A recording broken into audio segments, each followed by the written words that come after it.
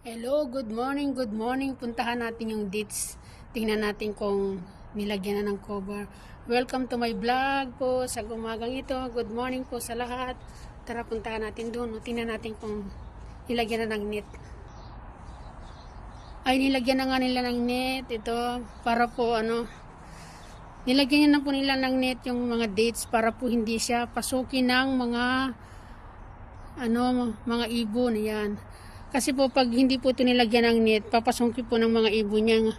Lalo na pag hinog na, ngangat-ngatin yan. Tingnan natin kung nakailang puno na bang nito. Yan o. Isa, dalawa, tatlo, apat, lima, anim, pito.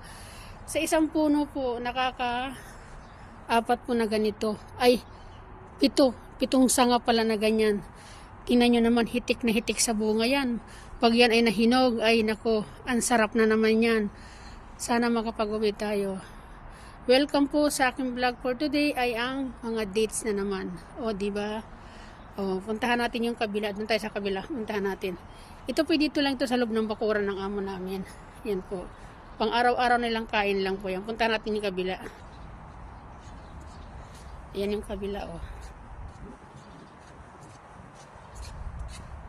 Ayan yung kabila, ayan o.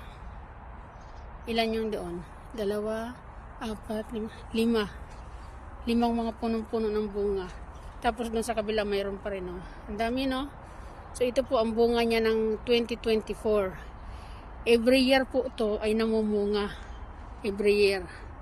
Yan. Ang dami no? Pag ito nahinog, may aakatin na naman kami. Kaya po ito mayroon po siyang mga ganito, mayroon po siyang net.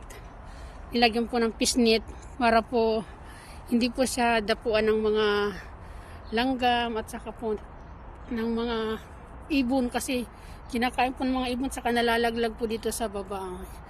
Salamat po sa inyong panonood. Thank you everyone. Shout out sa lahat. Shout out kina Kuya Bal, shout out kina Ma'am Edna at kina Kalinga Prab. Shout out kina Engineer Agol at kina Brother Paasen po, di ba? Yan, so yearly po ito ay namumunga. So ginagana rin po siya kasi para po hindi kainin ng mga mababait na lumilipad, di ba?